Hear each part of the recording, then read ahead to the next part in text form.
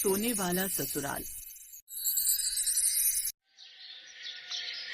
ममता जैसे ही ब्याह कर अपने ससुराल पहुंची तो देखा उसके ससुराल में चारों तरफ दीवारें थी, बहुत सारे कमरे थे, हर कमरे में बेड था, अलमारी थी, बहुत अच्छा किचन भी बना था, लेकिन पूरे घर में कहीं पर भी छत नहीं थी। ये देखकर ममता दंग रह गई। इस घर में सब कुछ है लेकिन छत क्यों नहीं है? देख बहू, ये हमारे घर की परंपरा है। ये बात ममता को थोड़ी बेवकूफी भरी लगी, लेकिन परंपरा के नाम पर उसने कुछ नहीं बोला। ससुराल में पति विक्रम के अलावा उसके सास ससुर जेठ और ननद थे। जेठानी अब इस दुनिया में नहीं थी। खैर, पहली रसोई की रस्म में जब वो किचन में खाना बना रही थी तब, हे भगवान, यहाँ तो सीधा धूप आ रही है, ऐसे तो मैं यहाँ मर जाऊंगी। वो गर्मी बर्दाश्त नहीं कर पाई और तुरंत बेहोश होकर गिर गई। तभी वहाँ पर उसका पूरा परिवार आ गया।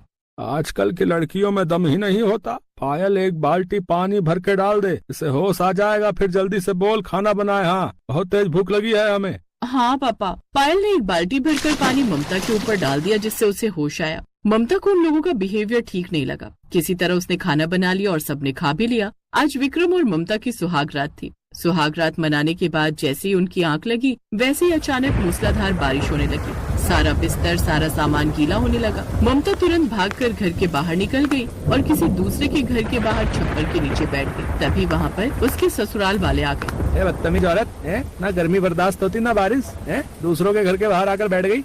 ऐसी औरतों को तो बेल्ट से मारना चाहिए। मैं बेल्ट लेकर आती हूँ, बिना मारे ये सुधरेंगी नहीं। और रहने दो पायल, मेरे पास बेल्ट है। अपने ससुराल वालों का ये रूप देखकर ममता दंग रह गई। आसमान में बिजली कड़कने लगी, आंधी तूफान आ गया। ससुराल वाले ममता को घसीटकर वापस घर के अंदर ले गए और सारी रात वो लोग बारिश में सोए। लेकिन ममता को नींद नहीं आ रही थी। वो सुबह तक ऐसे ही बैठी रही। फिर दोपहर को उसका परिवार कहीं चला गया। मेरे ससुराल में तो हर कोई बदतमीज है। पूरे गांव में हर किसी के घर में छत है, सिर्फ हमारे घर में नहीं। पता तो करना ही पड़ेगा। ममता अपने घर के बाहर खड़ी हो गई। तभी वहाँ से कुछ औरतें गुजरी। ममता ने उन औरतों को बुला लिया। सुनिए, मैं आप लोगों से एक बात जानना चाहती हूँ कि हमारे घर में छत क्यों नहीं है? क्या सच में हमारे परिवार की ऐसी कोई परंपरा है? लगता है तेरे ससुराल वाले बाहर ऐश करने गए, इसीलिए तू हमसे बात कर पा रही है। बहू, तुम्हारे ससुराल वालों ने कई बार छत बनवाने की कोशिश की, लेकिन हर बार छत गिर जाती थी। बहुत सारे मिस्त्री, इंजीनियर, बहुत सारे तांत्रिकों ने भी कोशिश की, लेकिन जितनी बार वो लोग छत बनवाते थे, छत खुद ब खुद गिर जाती थी। लेकिन इसके पीछे कारण क्या हो सकता है? बहू, जब से तुम्हारी जेठानी ये दुनिया छोड़कर गई है ना, तब से ये घटनाएं हो रही हैं। वरना उसके पहले तो इस घर में भी छत थी। अब हम लोग चलते हैं, वरना अगर धोखे से तुम्हारे ससुराल वालों ने देख लिया तो तुम्हें बहुत मारेंगे। इतना बोलकर वो औरतें वहाँ से चली गयी। फिर धीरे धीरे शाम हो गई और ममता ने खाना बनाकर रख लिया। तभी उसके ससुराल वाले पी कर आए। सब लोग खाना खाने लगे। ये कैसा बेहुदा खाना बनाया? तेरे माँ बाप ने तुझे खाना बनाना नहीं सिखाया क्या? है बे? चलो आज इसे कमरे में बंद करके खूब मारते हैं। बहुत दिनों से हाथ साफ नहीं किया। सही कह रही हो माँ, आज 2-4 हाथ तो मैं भी लगाऊंगी उस चुड़ैल को।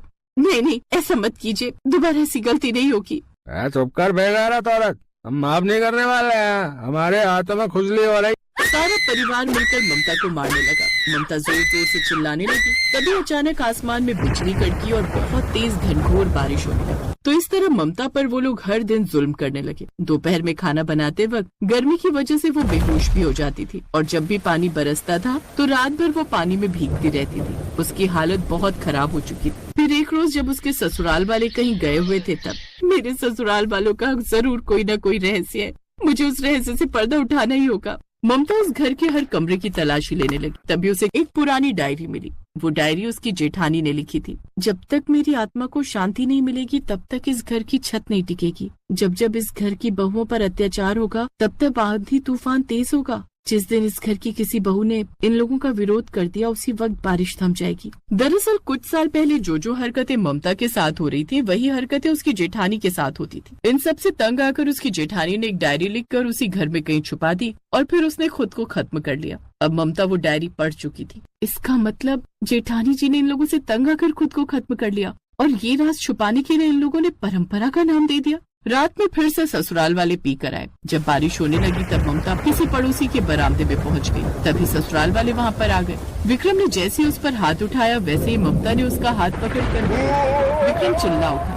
बहुत बर्दाश्त कर ली तुम लोगों की बदतमीजी, अब कोई अत्याचार नहीं चलेगा तुम लोगों का। उसने इतना बोला ही था कि तभी अचानक बारिश बंद हो गई। अब ममता मन ही मन सोचने लगी, जैसे ही मैंने इन लोगों का विरोध किया वैसे ही बारिश बंद हो गई। इसका मतलब डायरी में जो लिखा है वो सच है। जेठानी जी की आत्मा यहीं कहीं है। अगले दिन ममता ने ससुराल वालों को घर के अंदर सबको रस्सी से बांध दिया। फिर वो बाहर गई, फिर ढेर सारे मिस्त्री और छत बनाने का सामान लेकर आ गई। तभी मिस्त्री बोला, हाँ बहन जी, फालतू पैसा खर्च मत करो। इस घर में हमने कई बार छत बनाने की कोशिश की, लेकिन वो टिकी नहीं।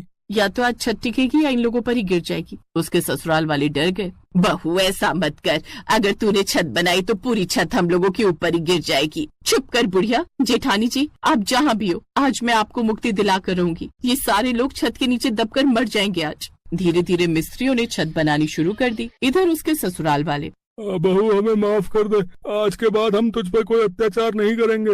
सिर्फ मुझ पर? आज के बाद किसी बहू पर, किसी औरत पर अत्याचार नहीं करेंगे। हम सब पीना भी छोड़ देंगे। थोड़ी देर में छत बनकर तैयार हो गई, पर इस बार गिरी नहीं। आंधी तूफान बारिश सब होने लगा, फिर भी छत नहीं गिरी। तभी वहाँ जेठानी की आत्मा प्रकट हुई।